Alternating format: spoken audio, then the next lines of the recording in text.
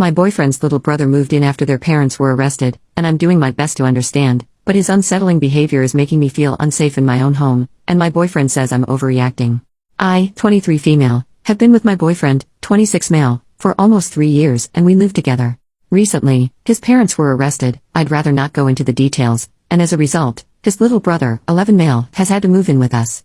I understand the situation is complicated and my boyfriend didn't really have a choice. Obviously he couldn't just leave his brother with nowhere to go. The thing is, I find his little brother creepy, and I feel horrible even saying that. I know he's a kid and he's gone through a traumatic experience, but some of the things he does makes me really uncomfortable. For instance, he stares at me a lot, like almost all the time when we're in the same room. I'll catch him just watching me, and it's unsettling. He also has this habit of walking into our bedroom without knocking, especially when my boyfriend is out.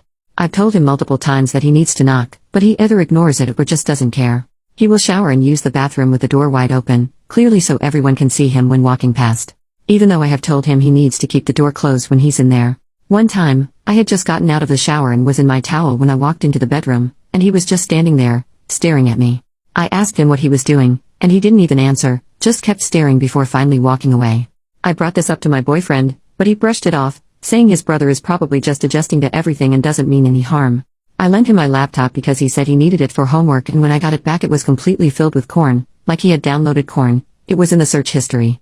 I told my boyfriend he needed to speak with him, but my boyfriend says it's normal for a boy his age. He just told me to clear the search history and delete what he downloaded. But he is not being normal, he is weirding me out and I feel bad even saying it. I get that this kid is dealing with a lot, losing his parents like that is traumatic, but at the same time I feel like my feelings are being dismissed.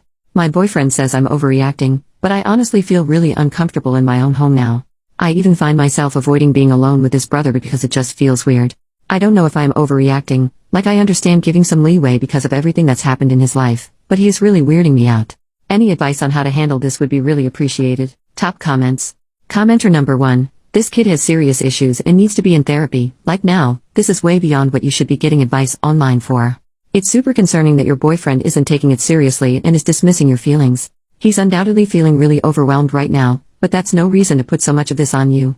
In my opinion, you need to put your foot down and tell your boyfriend that if he won't take it seriously and get his brother help, that you don't feel safe and comfortable in the home and you're leaving. Make it clear you're not saying it's me or your brother, it's everyone's mental health. Commenter number 2. I'm not sure anyone has mentioned this yet, but some of his behaviors indicate sexual trauma or child abuse. Being hypersexual, doing age-inappropriate things, not understanding physical boundaries, and seeking corn at 11 years of age are all indicators that this child has witnessed, experienced, or been exposed to things that were inappropriate. Your boyfriend may be jaded because he came from the same household, but he better wake up, get his head screwed on straight, and take this seriously. Allowing an 11-year-old to knowingly have access to corn is considered sexual abuse and child endangerment in some places. I understand your feelings. They're valid. Something is off with this child. However, before you jump straight to fearing him, try to put his behavior into perspective and look at things from a different point of view. Your boyfriend took guardianship of him. He needs to start acting like a guardian and start talking to his brother like an adult talks to a child. This child needs boundaries, and he needs to know that his behavior is unacceptable. Your boyfriend needs to tell him that when he uses the restroom or showers, the door remains closed. He needs to know it's unacceptable behavior to search for corn. If he can't be trusted with the computer, he will not be allowed to use the computer or will only be permitted to do so under one of your supervision. This child needs therapy as soon as possible. You and your boyfriend need guidance and assistance. If DCS or a similar agency is involved, reach out and ask for help for this child and ask what you can do to get him help. Update 6 weeks later. Hiya guys, I wanted to give you all an update on my post. First and foremost, thank you all for sending me the love, advice and well wishes. A lot of you guys pointed out that my boyfriend, Caleb, seemed to be overwhelmed and was just sticking his head in the sand, and honestly yeah. I sat him down a little while after I posted here and we spoke about his brother and everything going on, and he just started crying to me. He has cried in front of me maybe twice before, so I knew he was really feeling it. He said he was really sorry for the way he'd been acting, and that he was just feeling so stressed that he was just pushing everything down in the way. He agreed that Avery's behaviors were unacceptable, and that I told him he needed to have a firm conversation with Avery about boundaries, or I just wouldn't be able to live with them much longer. Caleb said he would enforce a change of rules and then he started like sobbing, went gray and started hyperventilating. I was seriously concerned and confused about what was happening. He said he needed to tell me something. I was comforting him, and trying to calm him down and he told me. He was a victim of pretty extreme CSA from his dad, and he thought Avery probably was as well, which we later found out was true. That explained a lot, why Avery had no awareness of boundaries, why he was displaying these weirdly sexual behaviors, why we had such low contact with his parents before all this. But I met his parents, met them multiple times. Yeah, we had low contact with them, but I met them. I had been to their house. They just seemed like normal people, nice people. They weren't creepy, or scary or weird. I was really shocked at everything Caleb told me.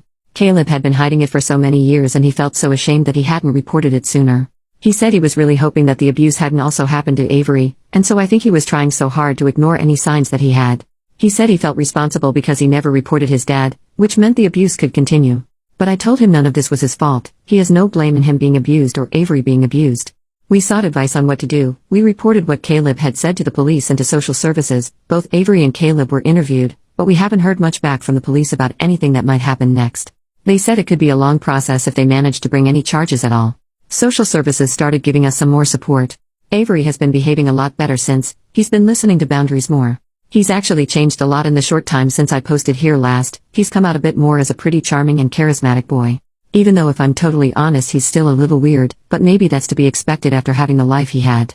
I got him into Scouts and he's made a pack of really close friends, who have even come over a few times. He's been getting on well with school, although they said he's only on KS1 level work, but I'm sure he'll catch up in time.